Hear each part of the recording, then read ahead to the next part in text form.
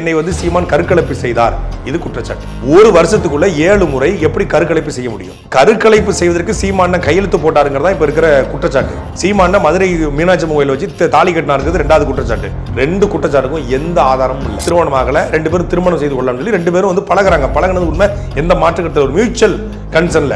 ஆனா சீமானன் அந்த காலகட்டத்தில் விஜயலட்சுமி ஏமாத்திருக்கிறார். எங்களுக்கு பணம் வேணும் சொல்லி அவர் படத்துல இயக்குனரா இருப்பதனால அப்பப்போ செலவுக்கு பணம் கொடுத்திருக்காங்க. அவர் கொஞ்சம் செழிப்பா இருக்காரு, ஒரு அரசியல் செல்வா கூட இருக்காரு, ஆளுங்கட்சியோட ஆதரவு இருக்கு, அப்ப இவரை நம்ம வந்து வச்சுக்கிட்டோம்னா நமக்கு வந்து எந்த பிரச்சனையும் சொல்லி இங்க இருக்கும்போது சீமானோட பழகிருக்காங்க. அதே காலகட்டத்தில் இந்த சுர்ஜன் லோகேஷ் கூட இவருக்கு வந்து என்கேஜ்மெண்ட் ஆன விஷயம் சீமானுக்கு தெரியாது. சீமான கல்யாணம் முடிக்கலாங்கிற நிலைமையில தான் இருந்திருக்காரு. அது உண்மைதான், மாற்றுக்கருத்தே கிடையாது. பழகி ஓகே அண்ணன் சீமானோட வீட்டுல ஏத்துக்கல, அண்ணன் சீமானுடைய குருநாதர் மணிவண்ணன் ஏத்துக்கல.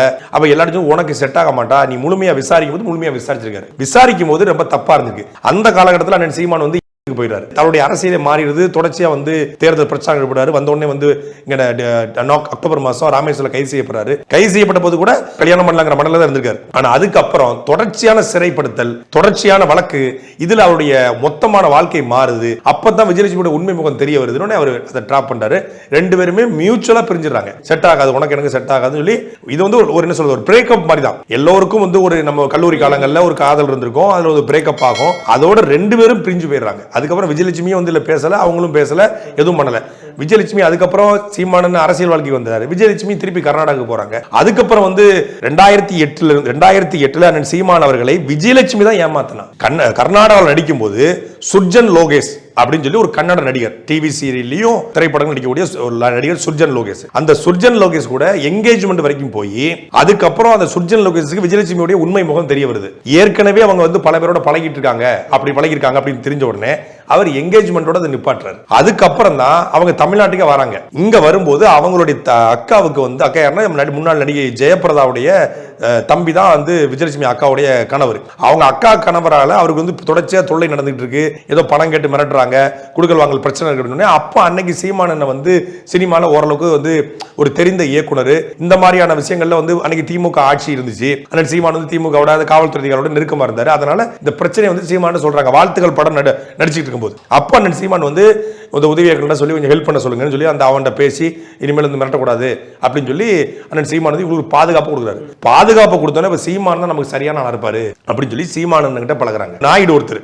ஜெயராஜ் நாயுடுன்னு சொல்லி சினிமால வந்து இந்த மாதிரி நடிகர்கள்லாம் வந்து வாய்ப்பு கொடுக்கக்கூடிய ஜெயராஜ் நாயுடு. அந்த ஜெயராஜ் நாயுடு இவங்களுக்கு உதவி பண்ணிருக்காரு. உதவி பண்ண ஜெயராஜ் நாயுடு கிட்டே பணத்தை வாங்கிக்கிட்டு ஹராஸ்மெண்ட் வழக்குன்னு சொல்லி அவங்கள போறாங்க. அவர் ஒரு வீடியோ போட்டிருக்காரு. என் மேல நான் உதவி செய்ய போனேன், உதவி செய்ய என் மேல வந்து இந்த மாதிரி பாலியல் ரீதியான வழக்கு கொடுத்திருக்காங்கன்னு. இப்படி இத்தனை பேரோடையும் பழகி இத்தனை பேரும் ஒரே குற்றச்சாட்டு. ஆனா கர்நாடக அரசு இதை ஒரு வழக்காவே எடுக்கல. அந்த வழக்கு பெருசா மாறல. ஆனா இங்க இவங்க குற்றச்சாட்டுக்கு ஆளான நபர் வந்து பெரிய ஆளா இருக்காரு, ஒரு கட்சியின் தலைவரா இருக்காரு, அங்கீகரிக்கப்பட்ட கட்சியின் தலைவரா இருக்காருன்னு 2011 புகார் கொடுக்குறாங்க. 2011 புகார் கொடுத்த புகார் 2012 அவங்களே வாபஸ் வாங்குறாங்க. சரி, வாபஸ் வாங்கிட்டாங்கல்ல.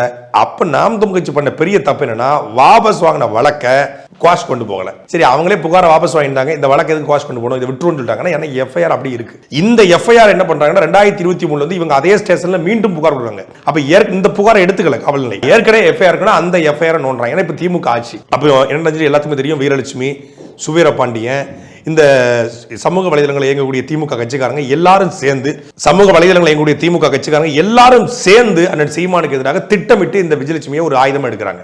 ஆயுதமா எடுத்து அன்னைக்கு எப்படியாவது வழக்கு போட்டு சிறைப்படுத்தலாம்னு முடிமையிலுக்கும் முயற்சி பண்றாங்க. அண்ணன் சீமானுக்கு சம்மன் கொடுக்கப்படுது.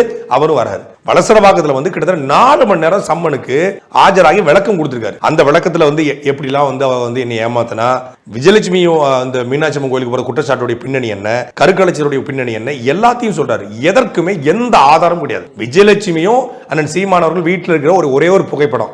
விஜயலட்சுமி வீட்டில் போய் அண்ணன் சீமான் வந்து கேக் கூட்டுற மாதிரி இருக்கும். அவங்க அம்மா வந்து அண்ணன் சீமானுக்கு அந்த ஒரு புகைப்படத்தை தவிர மற்றெல்லாம் வந்து சினிமா தளங்கள்ல எடுக்கப்பட்ட வீடியோக்கள் தான். அதை வைத்துக்கொண்டு ஒரு பெண் வந்து தொடர்ச்சியா 16-17 வருஷம் ஒரு கட்சியின் தலைவரை த்ரெட்டன் பண்றாங்க போது இது முழுக்க ஒரு பொய் வழக்கு.